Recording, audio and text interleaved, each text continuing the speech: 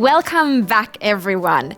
Next up, we have 3 fascinating talks ranging from Legos to Agile to predictions about the future. But next up, we have the fascinating story from Lego and their journey from an on-premise monolith to a serverless architecture on AWS, which kind of makes sense because the whole point of Lego is modularity. This is one of the things I built last spring during the lockdown. Lapa, when was the last time you did any Legos? Legos for me like sport cars. Like I spend a lot of time dreaming about them, but I don't do so much about it. What I learned about Legos though is when you take brand new Legos and you plug them in and you take them out, then after the 3rd time, if I'm not mistaken, they have worn and torn to a degree that they will not wear and tear anymore. And that's after that they will work perfectly for about, 1,000 times or 10,000 times. So it takes a while to get them work together. My kids actually took over my living room over the weekend and they took a community instructions, like community created instructions and remodeled one of the sets. And it took the whole space, the kitchen table and living room floor and everything. So for all the philosophers in the audience, think about what the analogy is for business and development world Lego offers. But so next up. Yeah, let's get started. So we have Nicole, the engineering manager for direct shopper technology at Lego. We'll be joined by Gunnar Grosch, a senior developer advocate at Amazon Web Services. Welcome, Nicole, and welcome, Gunnar.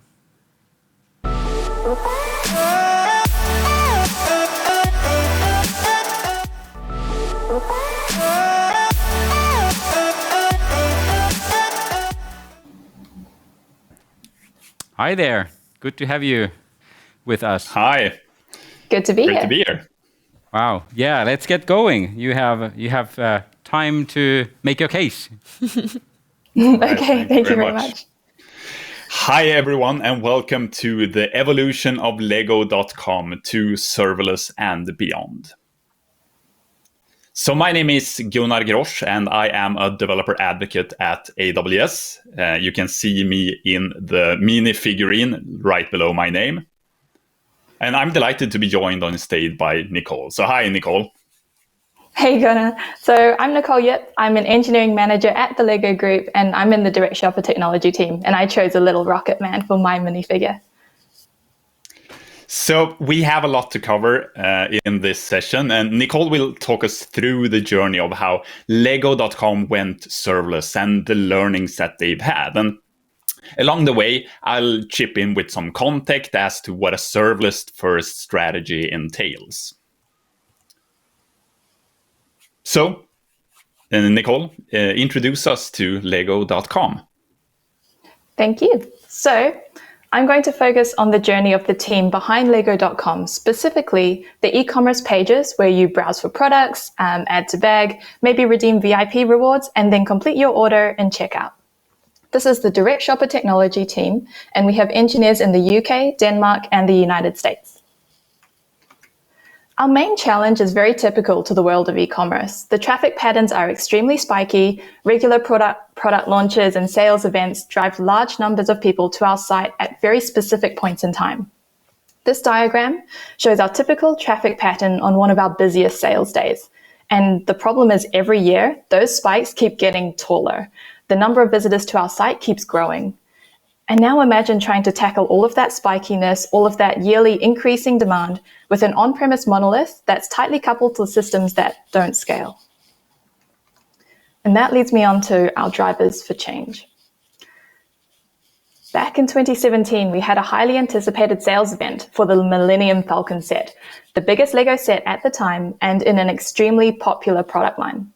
On the launch day, we experienced a huge spike in traffic that resulted in our backend services being overwhelmed. All our customers ended up seeing was our maintenance page. The service that failed the hardest was a small service that calculated sales tax. It made a call back to our on-premise hosted sales tax calculation product, and that very quickly reached its limits. At that point in time, we knew that we were on a trajectory for growth that could no longer be supported by an on-premise system. So there were 3 key drivers as to why we went to the cloud. Instead of maintaining infrastructure that wasn't a point of difference for the Lego Group, we could focus that same energy on building awesome shopper experiences.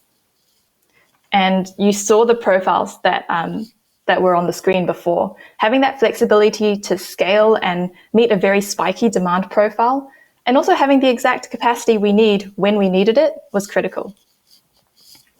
And finally, having a composable architecture down to the most granular levels, that gives us speed to market and ultimately flexibility to keep innovating and pushing boundaries. So Gunnar, what would you recommend to a team in our position? Well, so here's the answer in one simple but perhaps boring slide. So let me give you some background as to why serverless first would be my recommendation. So what do our most successful customers want from us? What lets them innovate quickly, compete in a global market, and deliver value for their customers? What they want is their teams to deliver products to customers as fast as possible. And they want their applications and infrastructure to be reliable, highly available, and scalable. And they want the highest security and isolation. And they want all of this with a lower cost of ownership.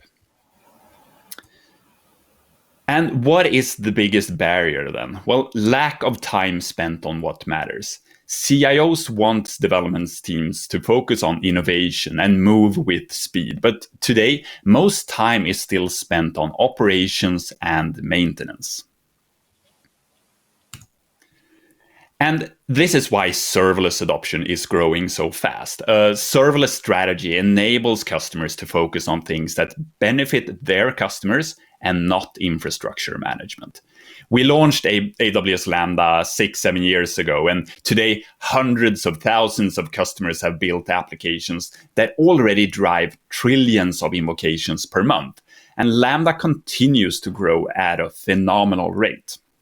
And the reason customers are adopting a serverless strategy are aligned to what customers are looking for. And these are also the areas where we put the most investment. AWS is fortunate to have, hundreds of thousands of years of combined engineering experience building applications in the cloud. And we've learned even more from our customers. And we use all of this experience to bake into our services the lessons we've learned about building in the cloud. And we take the things that are common across all cloud applications and we build them into our services in a way that they completely disappear. So you don't have to think about them, or at least make them as simple as possible to use and control. And there are 4 key areas where we are always innovating to try to provide those simple yet powerful capabilities. Agility to help developers and operators move fast, and performance to support as many different workloads as possible. And low costs, of course, that follows your usage. And built-in, continuously improving security. So we at AWS invest in those areas because we know we are helping our customers. And one thing that is common across serverless applications is that they follow the design ideas of the internet and the web, small pieces loosely joined. And all of these applications are modular, composed from multiple different AWS services and customer development components. And it's why we are so focused on delivering lots of integrations in AWS Lambda, in Amazon Event Bridge, in API Gateway, and in step functions. We want to make it easy to build new applications and functionality through loose coupling with other components. And it often starts with APIs managed by API Gateway as the application front door. Often events or messages are then the communication system in the backend, all coordinated with different workflows.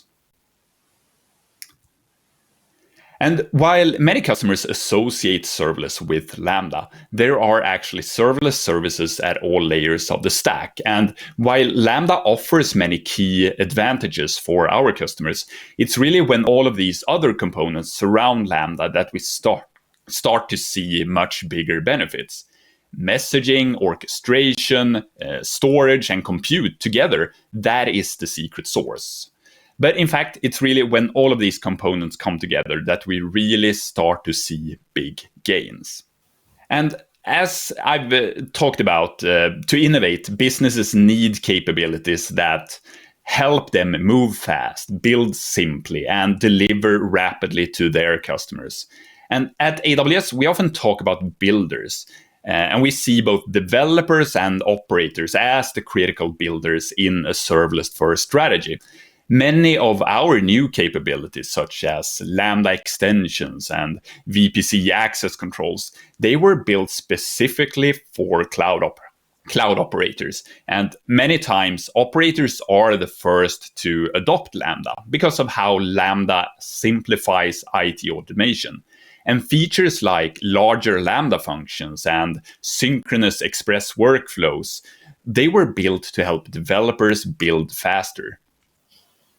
And these roles, they are changing as customers move to the cloud. And our goal is to build these capabilities so they help both operators and developers be successful as their responsibilities change. And I think what is particularly interesting is the collaboration between operators and developers, how they work together to build and operate modern cloud-native application as builders. And one of the most important ways that we ensure safety and security is through what we call guardrails. So let's look at the philosophical approaches to modern operations. One is the free-for-all, and the other is the central control. No one actually considers a free-for-all approach to operations or security, but it is a good illustration of the two extremes available at a philosophical level: fast chaos or slow order. And you can let developers do whatever they want, and they will indeed release very fast. But you'll also probably release bad code, reduce application reliability, or might even get into legal trouble. And on the opposite end, and in a more realistic scenario, we see customers managing operations centrally. They take control of the release pipeline, the process of provisioning resources, securing applications, and troubleshooting. And this is much lower risk, but it's also a lot slower due to dependencies and time lags. At AWS, we don't really want to give in to the tyranny of or. We want it both ways, fast and safe. And this is why we use the concept of guardrails. For most customers, the process of adopting a serverless strategy is incremental. And in fact, we've observed a pattern. And we refer to this as the organic adoption pattern because it is grassroots and it tends to occur without any outside influence.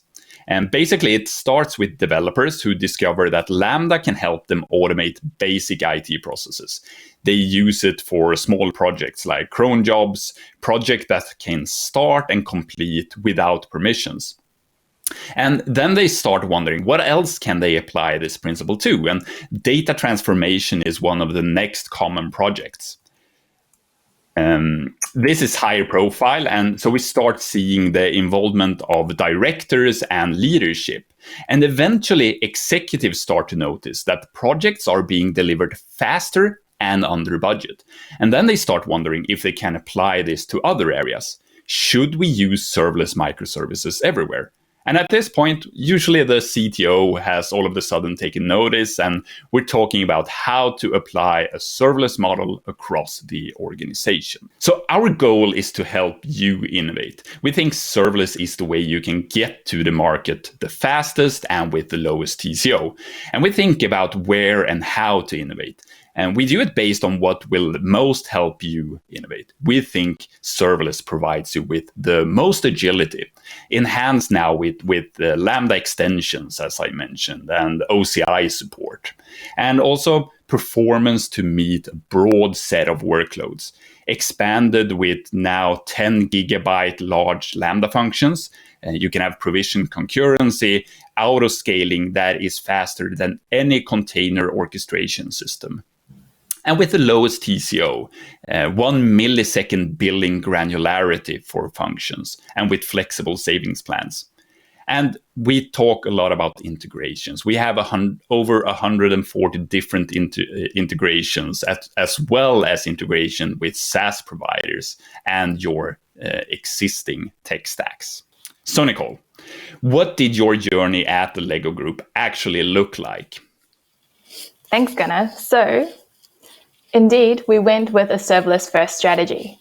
Here is a high-level view of where we are today. We made that conscious decision to extract and focus on our business logic, and we decomposed that across several layers of serverless services, backed by carefully selected third-party providers for things like payments providers and content management systems.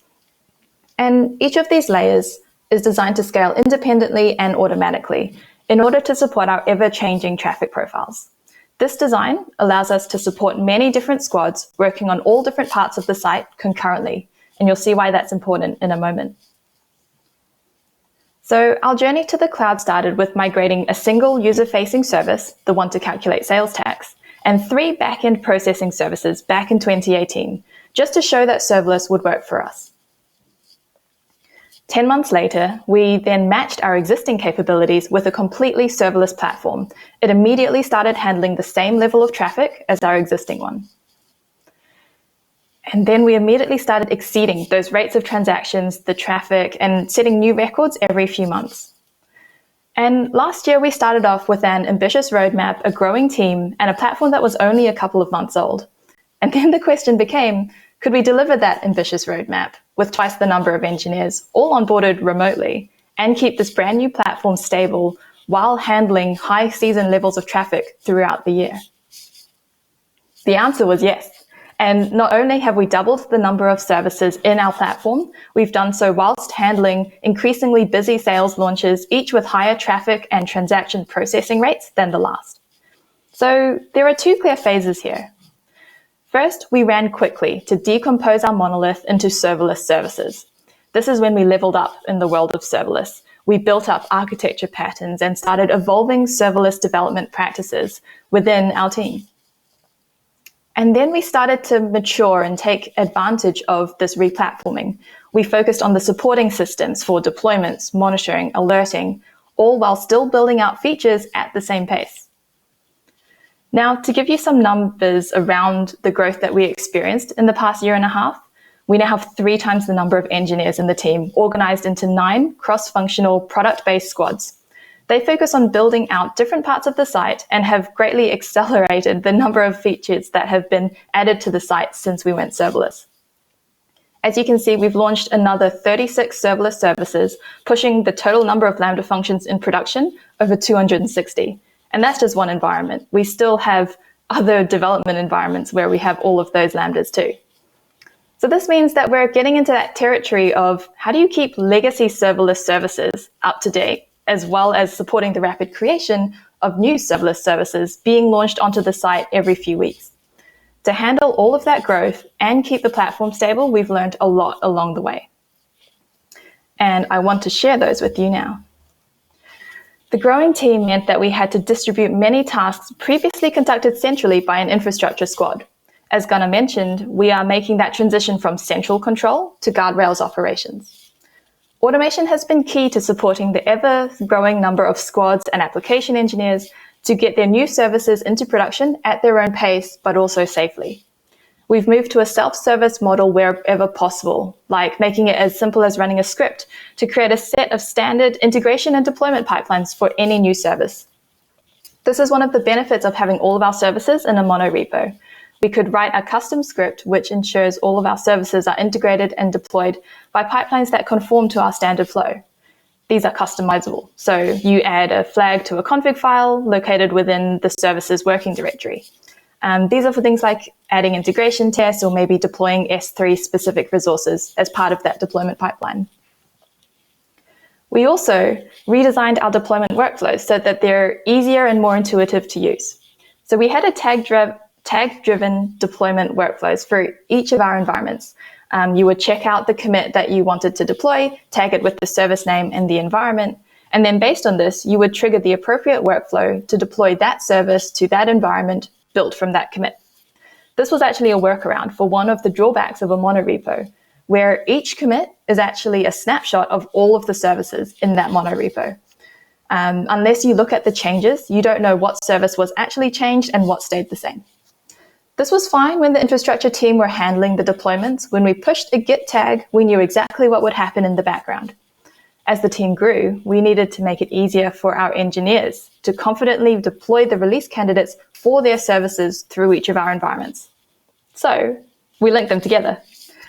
Each of our deployment workflows now triggers the deployment for the next environment. That sits at a hold step until the engineer is ready to commence. Our engineers now interact with deployments in the deployment tool itself and have the context that entails. They know the commit on the screen is going to be used to build the service on the screen and deploy it to the environment shown on the screen. Where before it was a Git operation and the context was closer to pushing a new version of your service to source control, you're now in the context of a deployment tool, and it's very clear that when you release a hold step, you're deploying to an environment. Our ultimate goal is to develop our application engineers into DevOps engineers, or builders in the AWS terminology. They own and operate the services they are building.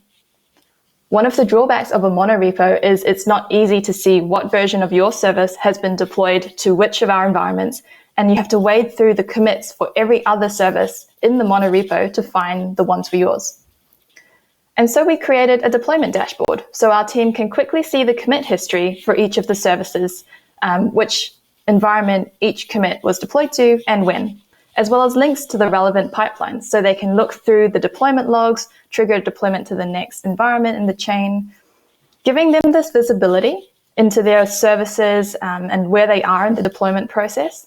It's making it easier for them to confidently progress their release candidates through our deployment pipelines. And that's the first step towards our goal of creating DevOps engineers.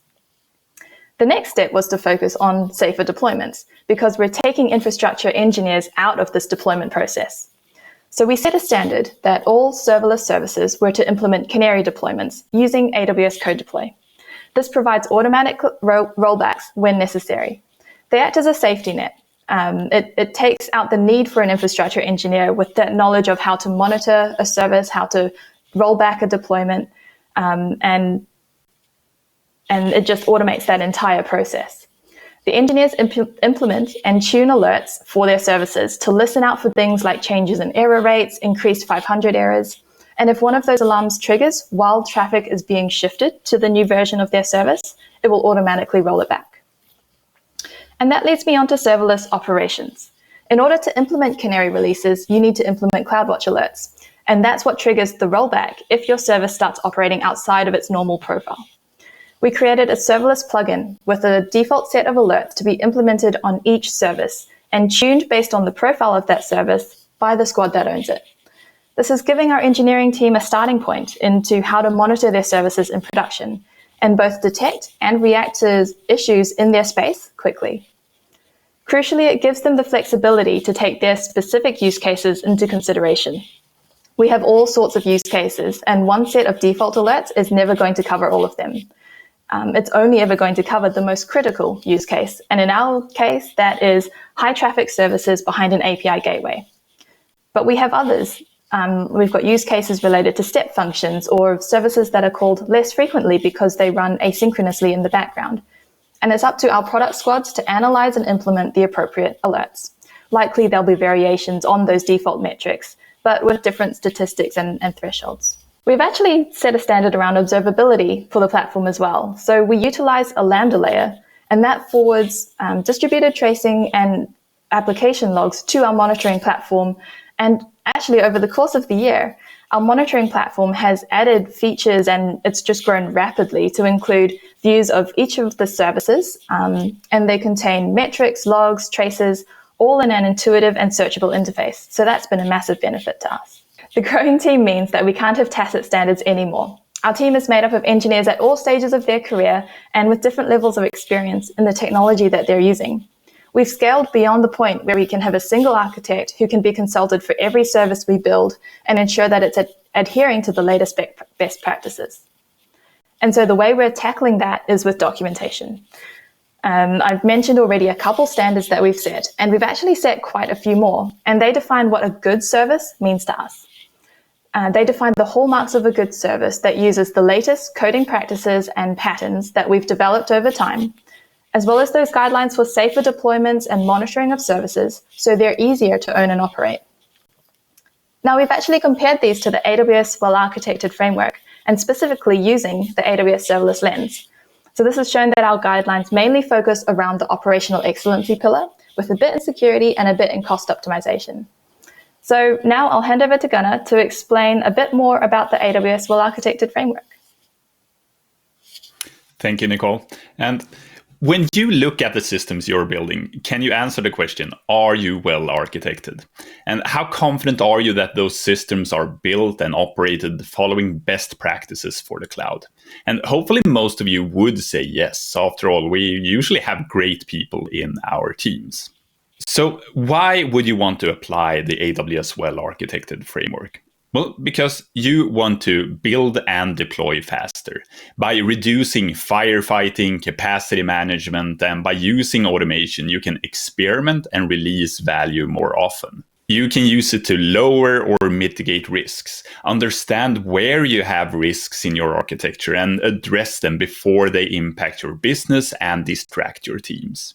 And you want to make informed decisions. Ensure you have made active architectural decisions that highlight how they might impact your business outcomes. And you want to learn AWS best practices. Make sure that your teams are aware of best practices that we've learned through reviewing thousands of customers' architectures on AWS.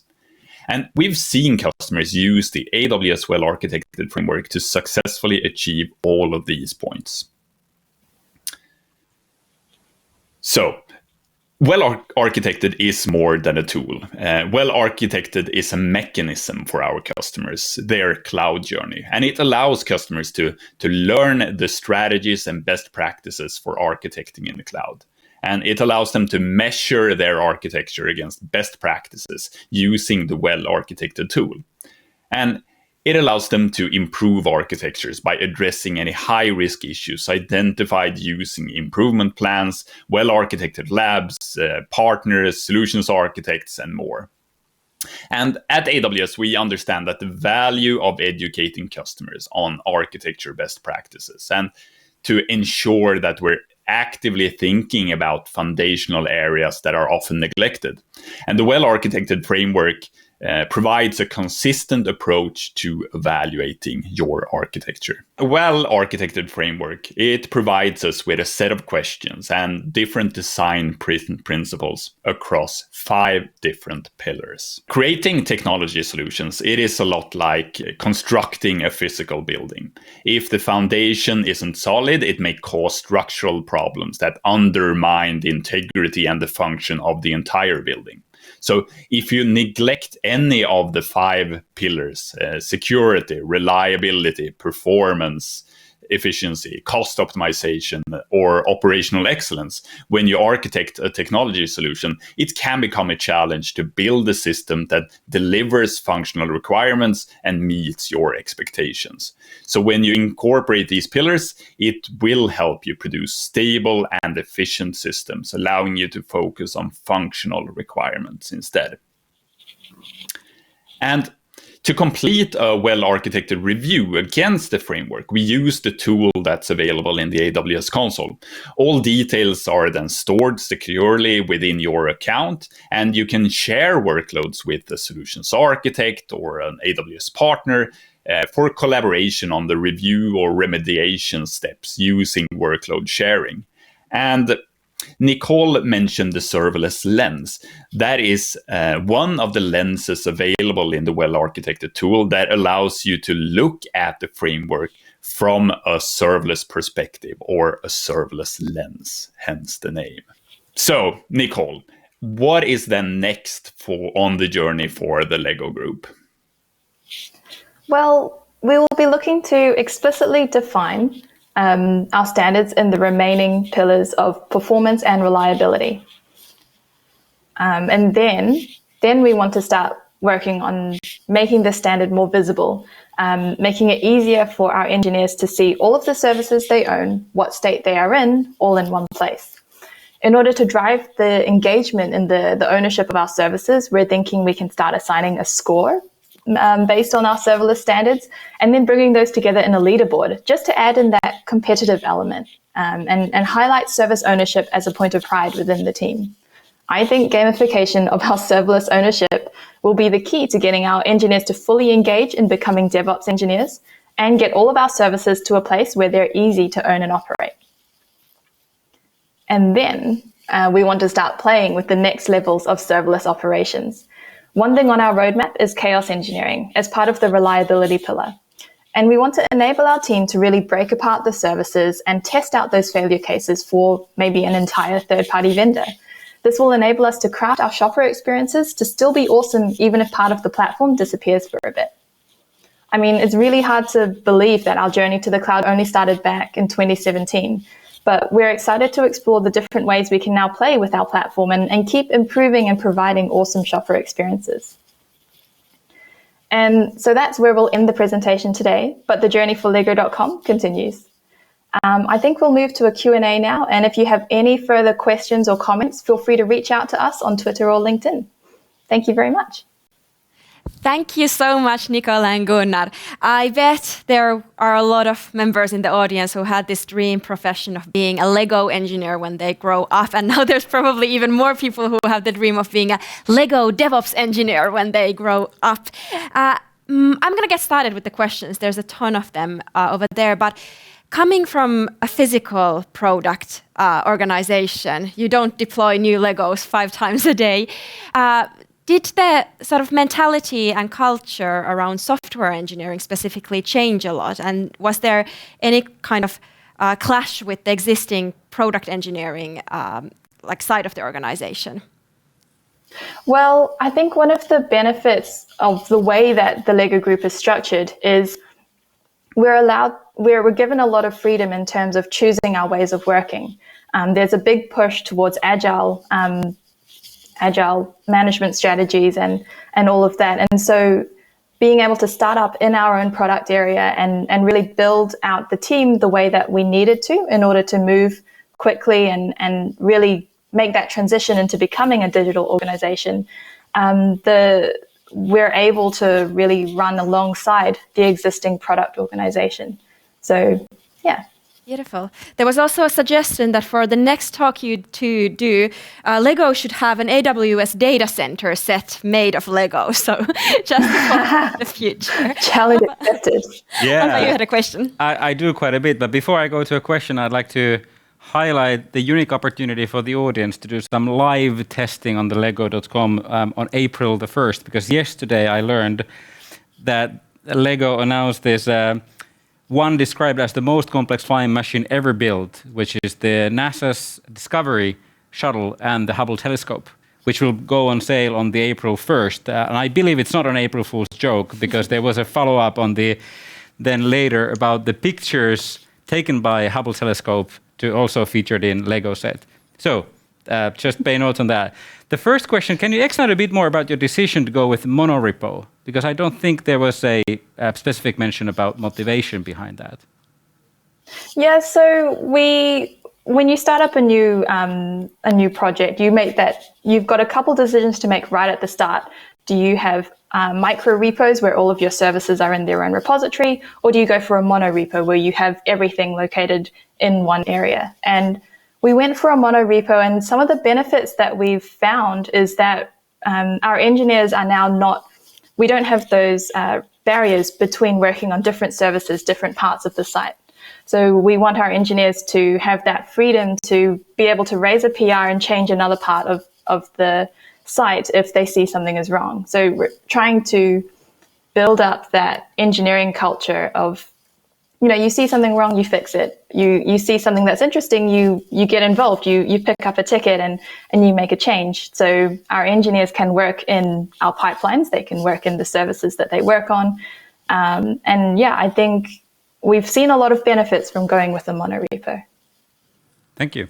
There's a question for Gunnar on how does AWS support chaos engineering? And can you talk a little bit about your future together with that? Yes, I love that question. As a former chaos engineer, we do it in several different ways. And the most recent way, I'd say, is that we, at reInvent, last time, we announced managed service for chaos engineering, AWS Fault Injection Simulator. And that was now generally available last week. So it's available for everyone to start using. So you're able to then create your experiments and do chaos engineering experiments on your AWS environment straight from the AWS console. And there's a question about a big fire in a server building in France last week, and there was a lot of customers who lost data. And how are you handling these kinds of public and possible disasters at AWS? And any words on that incident or more broadly? I can't really comment on that specific incident, of course, but every time we build a new region and new availability zones, and the possibility for disaster is always part of the planning to be able to avoid that type of disasters. So let me repeat the previous question about testing test dependencies. So end-to-end testing versus contract testing for APIs and messaging dependencies. How would you, and what kind of tooling you would be using for that? Yeah, we use testing frameworks to test both at the integration level for our services, so testing that API contract level. And then as we deploy through the pipeline into our non-production environments, staging and into production, we do have end-to-end testing where we test end-to-end user flows and expected journeys as we deploy. You might be able to see some of our other talks to get more information on the specific frameworks we use. And you are going Feel free to mention frameworks, Nicole. Oh, I can? Okay. Oh, yeah, for sure. Yeah, well, we use the Cypress framework and we also use Jest. So Cypress is for our end-to-end testing, where we are testing those user journeys through our site. And then we use Jest for our integration tests, and that's really at the services level. And maybe a question for you both. There's a bunch of questions on the financials. Have you seen any kind of sort of financial benefit in moving into this kind of architecture? I mean, I can start with this. So as you saw, every single year, every few months, we've been having record sales events. So the benefits that we're seeing is that we can actually handle those sales events. And it's always hard to predict the future, but staying on the current track that we're not sure if we would have achieved those goals as fast as we have been seeing them. Absolutely. This is interesting point, and I want to refer back to our earlier conversation between the total cost of ownership, which is basically how can I deliver the service on a lower cost level. But then what you are saying is how do we, as an organization, enable every one of us to do better on the whole. So it goes back to a much higher business metric than managing the cost. It's enabling company to grow and get to their strategic objectives, which is a fantastic comment there. We are coming to the end of the time, and we would still have a lot and lots of questions, but it doesn't prevent people from adding them into the chat. And I hope that both of you have a little chance to stay a little later and take that conversation in the chat. But thank you for your presentation, and thank you for answering the questions. And good to have you back, Nicole, after you had to step out for a moment. Thank you very much. And I love your creation, by the way. Thank you. And one last comment. There in the resources section in the DevOpsConference.com website, there is a DevOps Cloud Guide. If you want to get into a general level or deeper on these topics, so you can go and check it out. It's available for download for everybody. You can find it if you go to the website and go to the resources section. Beautiful. So, thank you, Nicole. Thank you, Gunnar.